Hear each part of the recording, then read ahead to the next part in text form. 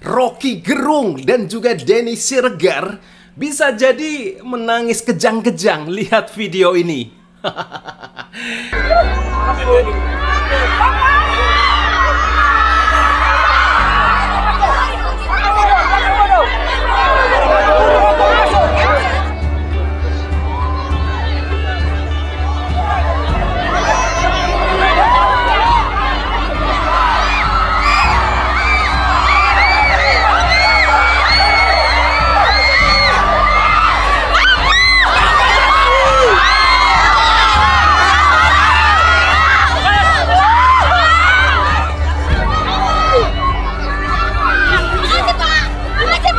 Ya, baru-baru ini mereka mengupload atau membuat postingan atau konten Pak Jokowi tidak mendapatkan sambutan yang meriah atau tidak mendapatkan aplaus, tepuk tangan, antusiasme dari para anggota DPR dan DPD yang dilantik.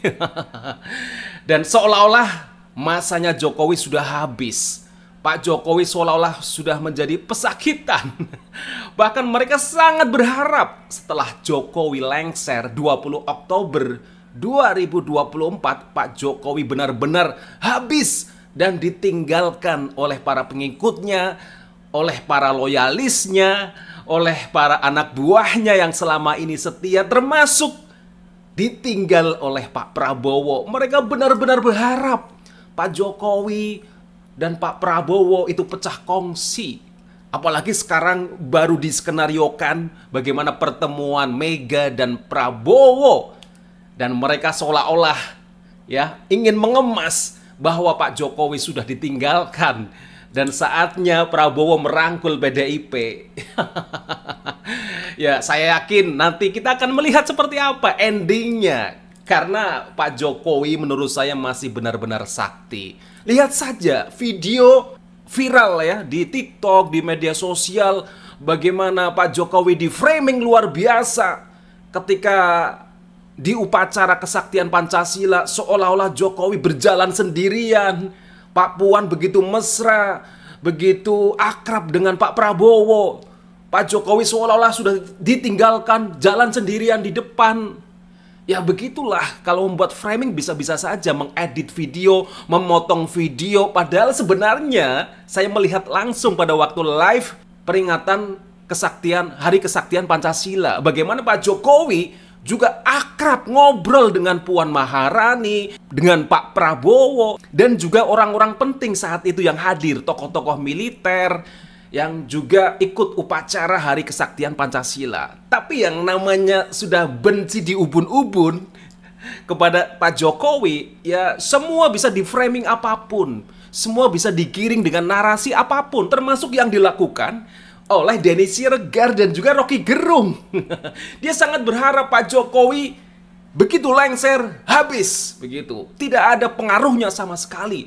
Dan syukur-syukur Gibran gak jadi dilantik. Nah, itu harapannya, juga termasuk PDIP sangat berharap Pak Jokowi habis benar-benar, mungkin pengen balas dendam begitu ya, karena luar biasa kekecewaannya, sakit hatinya ketika dikalahkan oleh Prabowo Gibran dalam Pilpres kemarin karena ada Mulyono.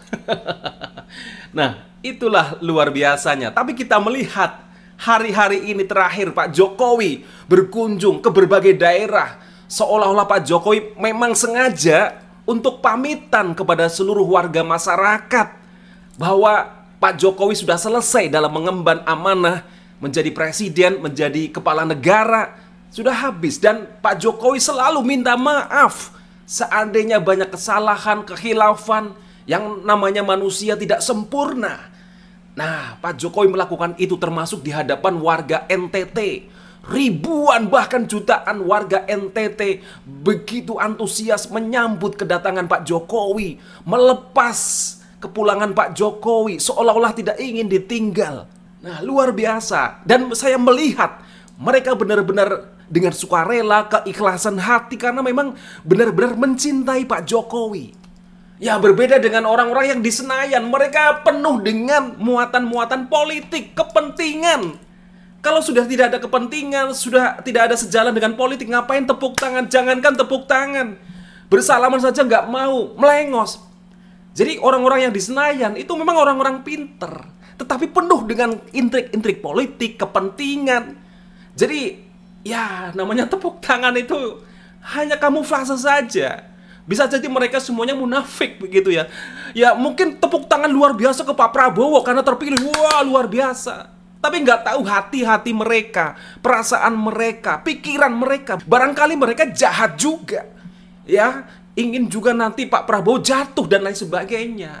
Ya cuma karena Pak Prabowo baru akan dilantik, yang mereka mendekat begitu otomatis, ya, pengen juga dapat kursi, pengen juga dapat kue kekuasaan dan lain sebagainya. Berbeda ketika presiden mau lengser, ya mereka sudah nggak sudi lagi. Itulah para politisi, mentalnya mental begitu, kepentingan, mental duniawi, mental materialistik begitu. Beda dengan warga masyarakat yang tidak punya kepentingan apapun. Mereka ikhlas-ikhlas saja mencintai Pak Jokowi, mendukung Pak Jokowi.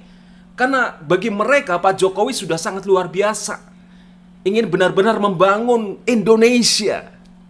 Keberadaan IKN membuktikan bahwa Jokowi punya komitmen, punya prinsip begitu, punya keinginan yang begitu kuat. Coba siapa, presiden mana, presiden siapa yang berani memutuskan tentang IKN? Walaupun sampai sekarang IKN terus dikecam, ya, terus berharap IKN akan mangkrak, hanya akan jadi tempat wisata dan lain sebagainya, akan jadi ya bangunan bersejarah saja. Nah itulah orang-orang yang pesimis, orang-orang yang selalu menyalahkan Pak Jokowi apapun yang dilakukannya. Ya kita lihat saja nanti nasib IKN seperti apa. Apakah sesuai yang diprediksikan mereka para pembenci Pak Jokowi? Kita lihat saja. Ya, padahal sekarang sudah dianggarkan luar biasa. Kemarin hanya berapa miliar begitu, ini triliunan. Artinya benar-benar akan dilanjutkan oleh pemerintahan Pak Prabowo tentang IKN ini. Bahkan sudah akan siap dibangun stadion, tempat latihan timnas sepak bola Indonesia. Wah luar biasa. Ya, termasuk juga ada rencana bagaimana ASN pindah ke sana. Walaupun ini proses puluhan tahun untuk bisa pindah, benar-benar pindah ibu kota dari Jakarta ke ibu kota Nusantara. Itu proses. Nah, tetapi ini akan terus berlanjut. Itu yang penting. Nah, tetapi para pembenci Pak Jokowi sekali lagi, mereka sangat berharap jadi legasi yang ditinggalkan Pak Jokowi itu benar-benar itu madorot semua, tidak bermanfaat. Bahkan mereka siap-siap untuk bisa mengadili Pak Jokowi. Ini sudah seperti Rizik Syihab ya. Ini sudah mengajukan ke pengadilan negeri. Bagaimana Pak Jokowi sudah melakukan pembohongan-pembohongan yang luar biasa. Ya coba kita lihat saja kesaktian Pak Jokowi akan teruji kembali setelah Pak Jokowi lengser dari kursi presiden di tahun 2024. Nah, ini juga sejalan atau relevan dengan hasil survei tentang kepuasan terhadap kinerja Pak Jokowi. Masih sangat tinggi, 80% lebih angka kepuasan Pak Jokowi oleh lembaga-lembaga survei. Tapi sekali lagi, bagi para pembenci Pak Jokowi, ya lembaga survei sudah dibayar, ya sudah di skenario begitu. Ya silahkan. Ya meskipun barangkali mereka akan juga berdalih, wah yang menyukai Jokowi, yang mencintai Pak Jokowi itu rata-rata pendidikannya menengah ke bawah. Tapi kalau yang pendidikan tinggi, mereka semuanya kritis kepada Pak Jokowi.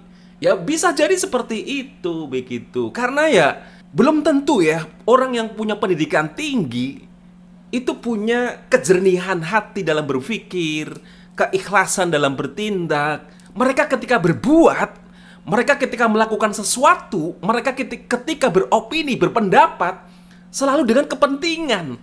Entah itu kepentingan jabatan, entah itu kepentingan materi, entah itu kepentingan ya mungkin popularitas. Selalu penuh dengan kepentingan-kepentingan. Itu kalau yang pendidikan tinggi begitu. Beda dengan pendidikan menengah ke bawah.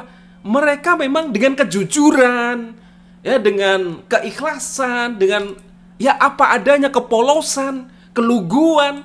Karena memang mereka menganggap Pak Jokowi masih menjadi primadona mereka, masih sangat dicintai dengan jejak rekor yang sudah dilakukan oleh Pak Jokowi selama 10 tahun ini. Bukan hanya infrastruktur yang bisa dinikmati oleh semua kalangan, tapi juga program-program yang lain yang benar-benar pro rakyat seperti bantuan sosial.